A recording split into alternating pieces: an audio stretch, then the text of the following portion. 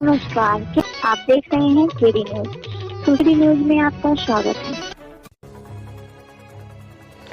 मुख्यमंत्री योगी के मंत्री नंद गोपाल नंदी बुधवार को सुल्तानपुर में अपना आपा खो बैठे। पीडब्ल्यूडी डॉग बंगले में फरियादी फरियाद लेकर पहुंचा तो उन्होंने अभद्र अंदाज में उसके साथ व्यवहार किया। मंत्री ने कहा कि अबे दिमाग में कुछ है या सिर्फ एप्लीकेशन ही लेकर आ गए हो।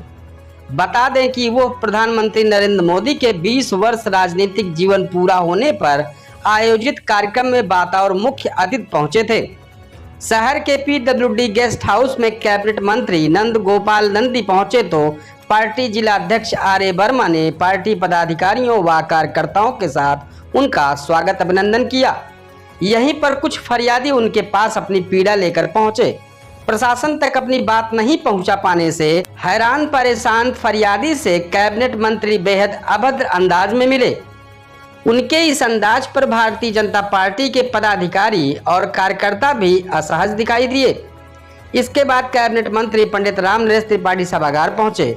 मंत्री ने मीडिया से बात करते हुए कहा कि वर्ष 2017 से 2022 तक प्रदेश उत्तम प्रदेश बना है। अब हम इसे सर्वोत्तम प्रदेश बनाने जा रहे हैं। यह तब होगा जब हर जिले में रोजगार के अवसर सृजित होंगे। कोई एक फैक्ट्री लगाता है तो इससे बहुत से लोगों को रोजगार मिलता है। एक देश एक उत्पादन योजना की देश में ही नहीं विदेशों में भी तारीफ हो रही है। इसे व्यापक और विस्तार देने का काम चल रहा है। 12.5 करोड़ रुपए अब तक हम दे चुके हैं।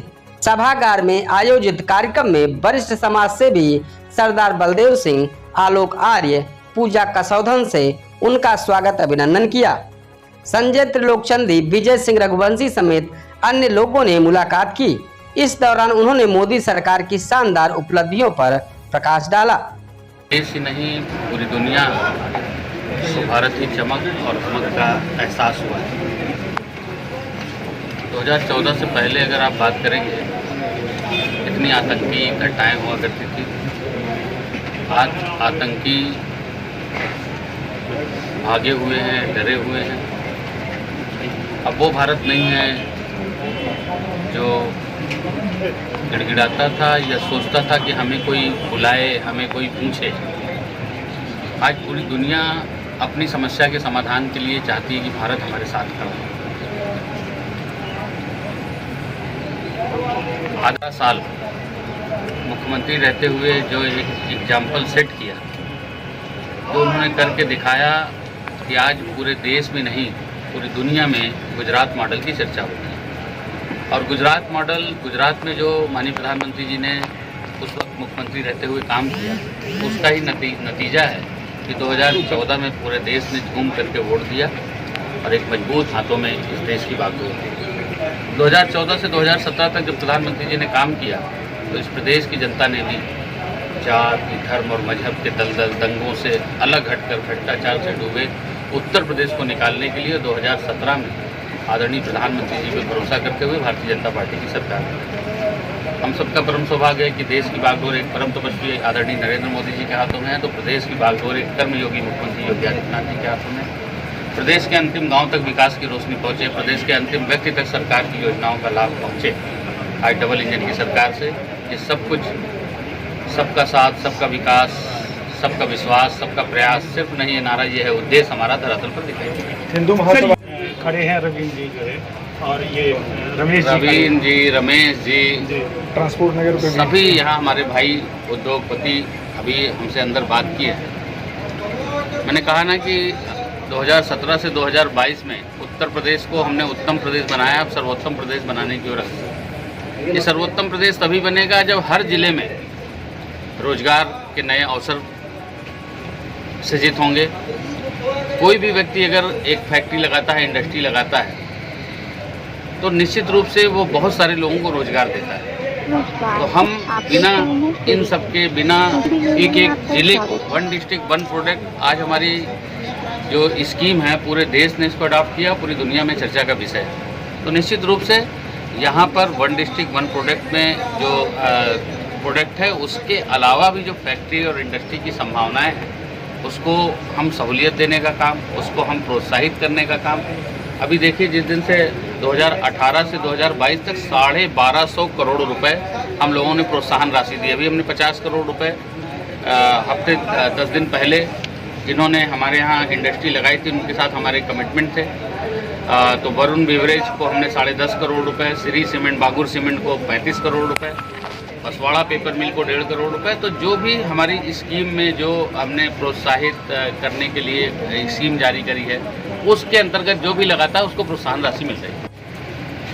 2017 से 2022 तक जो कानून व्यवस्था पूरे देश में, उत्तर प्रदेश की जो कानून व्यवस्था है पूरे देश के लिए मिसाल बनी।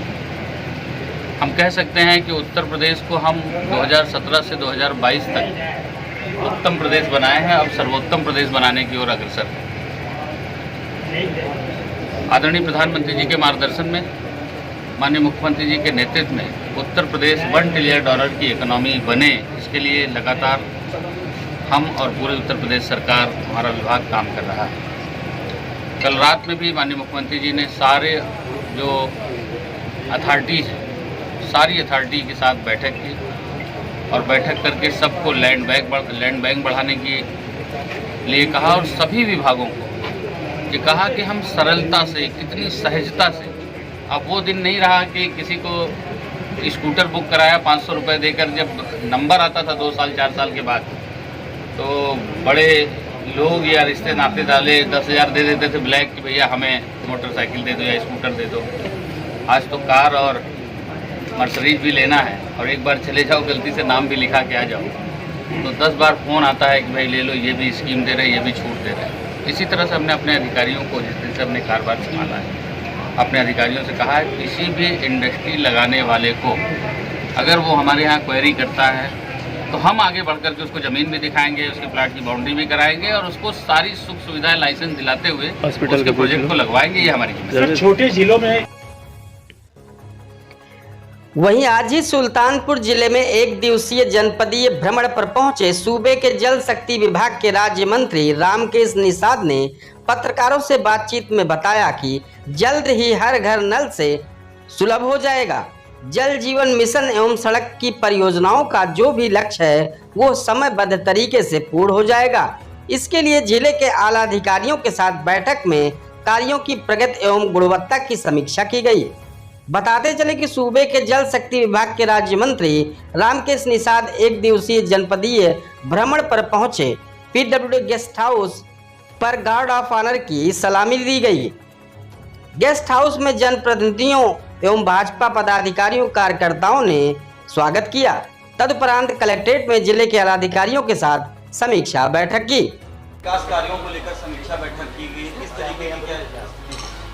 सभी विभागों की समीक्षा बैठक थी, जिसमें जिले में सभी विभाग उपस्थित थे। विभागों ने अपना विभागवार विवरण प्रस्तुत किया है। निश्चित रूप से उत्तर प्रदेश सरकार के जो कार्यक्रम और विकास के अभियान चल रहे हैं वो धरातल पर चल रहे हैं। विकास कार्यों की प्रगति निरंतर जारी है। अपने सुल्तानपुर में से लेकर के पूरे उत्तर प्रदेश में जिस विकास की लोग आशा लगाए थे, निश्चित रूप से 2017 के बाद में माननीय योगी आदित्यनाथ जी के नेतृत्व में उत्तर प्रदेश सरकार का विकास का क्रम निरंतर जारी है। और आज इसी के क्रम में विभागों की विभागवार समीक्षा बैठक हुई, जिसमें और कार्यों को प्रगति के साथ में करने के दिशा निर्देश दिए गए हैं। तो लगभग जो विकास का क्रम है इसको में हमारे पूरे उत्तर प्रदेश के अधिकारी और कर्मचारीगण इस बात की चिंता करते हुए कि किसी भी ऐसे सार्वजनिक उपभोग की चीज़ों पर समस्या ना हो, इन स्थितियों से निपटने के लिए निरंतर कार्य जारी रहते हैं। मंत्री जी, एक आखिरी सवाल, जिस तरीके से जन सुनवाई को लेकर मुख्यमंत्री गंभीर हैं, जो भी IGRS और माननीय CM पोर्टल पर जो भी शिकायतें दर्ज होती हैं इनके निस्तारण के लिए माननीय मुख्यमंत्री जी और मैंने भी आज समीक्षा बैठक में स्पष्ट निर्देश दिए हैं कि जो भी समस्याएं लेकर के, चूँकि जो पीड़ित होता है अपनी समस्याएं IGRS में और CM पोर्टल में डालता है या अपनी शिकायत दर्ज कराता है, इनके निस्तारण के लिए जो भी जांच अधिकारी नियुक्त करें उसके स्टेटमेंट और वहां के फोटोग्राफ निश्चित रूप से लगाएं, जिससे ये जानकारी उपलब्ध हो सके कि इसका निस्तारण वैधानिक रूप से किया गया है और उस समस्या को देखा और सुना गया है। धन्यवाद। समर्पित किया जाएगा। जिले में कुछ बड़े प्रोजेक्ट्स चल रहे हैं जिसको लेकर मुख्यमंत्री ने भी निर्देशित किया है कि उन्हें तय समय सीमा में पूरा अपने जल जीवन मिशन और जो सड़क की परियोजनाएं हैं, जो लक्ष्य है उसके समयबद्ध तरीके से पूर्ण करके उनकी प्रगति और उनकी स्थितियां निश्चित रूप से समयबद्ध तरीके से पूर्ण की जाएंगी और निरंतर परियोजनाओं में कार्य चल रहा है। समीक्षा बैठक में उनकी गुणवत्ता और कर्मचारियों अधिकारियों की उपस्थिति, वहां पर रहने और निरीक्षण करके कार्य को पूरा कराने के लिए जो आवश्यक दिशा निर्देश दिए गए हैं।